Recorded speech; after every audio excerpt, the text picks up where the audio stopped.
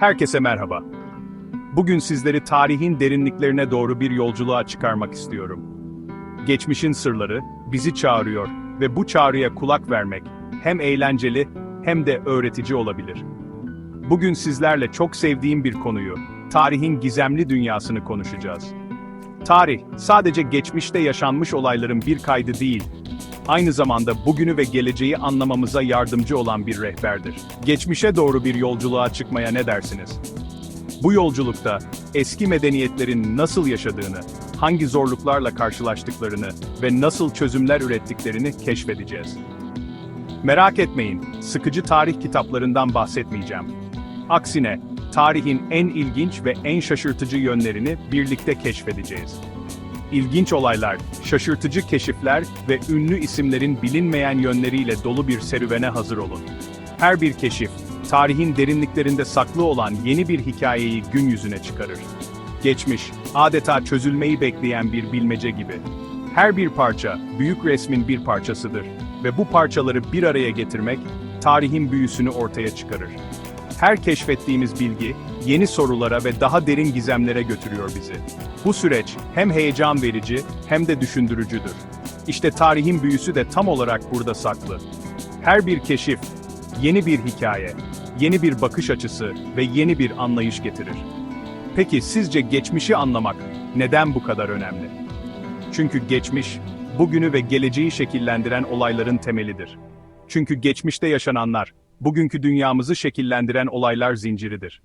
Geçmişi anlamak, bugünü daha iyi anlamamıza ve geleceği daha bilinçli bir şekilde şekillendirmemize yardımcı olur. Şimdi gelin, zaman makinesine atlayıp tarihin derinliklerine inelim. Ankara'dan başlıyoruz yolculuğumuza.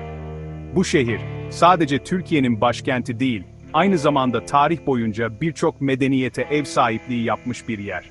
Ankara'nın sokaklarında dolaşırken, her köşede farklı bir dönemin izlerini görebilirsiniz.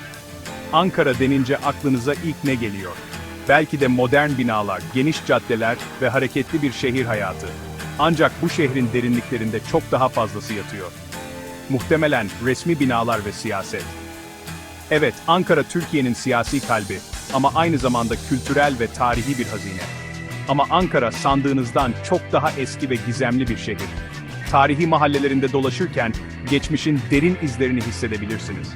Eski Ankara evleri ve dar sokaklar sizi adeta bir zaman yolculuğuna çıkarır. Ankara sadece Türkiye'nin değil, Anadolu'nun da en eski yerleşim yerlerinden biri. Bu topraklar binlerce yıl öncesine dayanan bir tarihe sahip. Arkeolojik kazılar bu şehrin ne kadar eski ve önemli olduğunu gözler önüne seriyor. Binlerce yıldır farklı kültürlere ev sahipliği yapmış, sayısız olaya tanıklık etmiş. Hititler, Frigler, Romalılar, Bizanslılar ve Osmanlılar. Hepsi Ankara'da izler bırakmış. Her bir medeniyet bu şehre kendi kültürel mirasını katmış. Şehrin sokaklarında gezerken tarihin ayak izlerini takip edebilirsiniz. Her adımda geçmişin yankılarını duyabilir, eski medeniyetlerin izlerini sürebilirsiniz. Ankara sadece bir şehir değil, aynı zamanda yaşayan bir tarih kitabıdır. Ankara demişken, Osmanlı İmparatorluğundan bahsetmeden geçmek olmaz. 600 yıldan uzun süren hükümdarlığıyla Osmanlı, dünya tarihine damga vurmuş bir imparatorluk. Peki, Osmanlı hakkında gerçekten ne kadar bilgi sahibiyiz? Osmanlı denince akla ilk gelenler, ihtişamlı saraylar, cesur savaşçılar ve güçlü padişahlar. Ama Osmanlı sadece bunlardan ibaret değildi. Sanat, bilim, edebiyat ve mimaride de büyük ilerlemeler kaydeden Osmanlı, hoşgörüsü ve adaletiyle de biliniyordu. Osmanlı padişahları denince aklımıza hemen Kanuni Sultan Süleyman gelir. Onun adını duyduğumuzda büyük zaferler ve genişleyen imparatorluk aklımıza gelir. Ancak bu büyük hükümdarın başka yetenekleri de vardı. Fatih Sultan Mehmet gibi isimler gelir. Peki bu güçlü hükümdarların bilinmeyen yönleri nelerdi? Onların sadece savaş meydanlarında değil, aynı zamanda sanat ve bilimde de iz bıraktıklarını biliyor muydunuz? Örneğin, Kanuni Sultan Süleyman, sadece büyük bir hükümdar değil, aynı zamanda yetenekli bir şair ve kuyumcuydu. Kuyumculuk sanatında ustalaşmış ve kendi elleriyle mücevherler yapmıştır. Bu yeteneği, onun sanata olan ilgisini ve estetik anlayışını ortaya koyar. Muhibbi mahlasıyla yazdığı şiirler, edebiyat dünyasında büyük beğeni toplamıştı. Onun şiirleri, duygusal derinliği ve zarif diliyle dikkat çeker. Bu şiirler, onun iç dünyasını ve duygusal yanını anlamamıza yardımcı olur. Fatih Sultan Mehmet ise, sadece İstanbul'u fetheden büyük bir komutan değil, aynı zamanda bilim ve sanata da büyük ilgi duyan bir entelektüeldi. Onun döneminde, bilim ve sanat alanında büyük ilerlemeler kaydedilmiştir. Fatih, birçok bilim insanını ve sanatçıyı sarayında ağırlamış ve onların çalışmalarını desteklemiştir. Latince, Yunanca, Arapça ve Farsça biliyordu. Bu dillerdeki eserleri okuyarak, farklı kültürleri ve düşünceleri anlamaya çalışmıştır. Onun bu entelektüel merakı, Osmanlı İmparatorluğu'nun kültürel zenginliğine büyük katkı sağlamıştır. Padişahların bu bilinmeyen yönleri, onların sadece savaşçı değil, aynı zamanda sanatçı ve bilim insanı olduklarını gösterir. Şimdi, biraz da dünya tarihine göz atalım.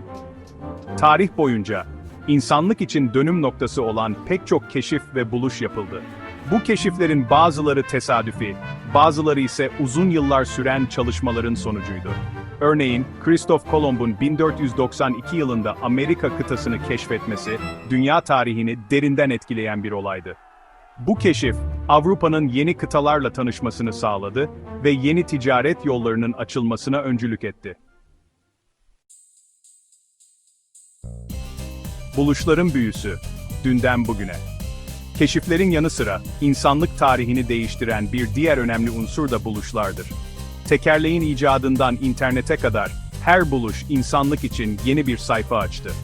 Örneğin, Thomas Edison'un 1879 yılında elektrik ampulünü icat etmesi, insanlık için bir dönüm noktası oldu. Elektrik, hayatımızın her alanında devrim yarattı ve modern dünyanın temel taşlarından biri haline geldi.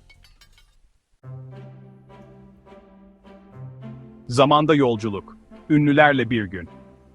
Peki, geçmişe gidip tarihteki ünlü isimlerle tanışma fırsatı bulsanız, kiminle tanışmak isterdiniz? Belki de Leonardo da Vinci ile resim hakkında sohbet edebilir ya da Marie Curie ile radyoaktivite üzerine konuşabilirdiniz.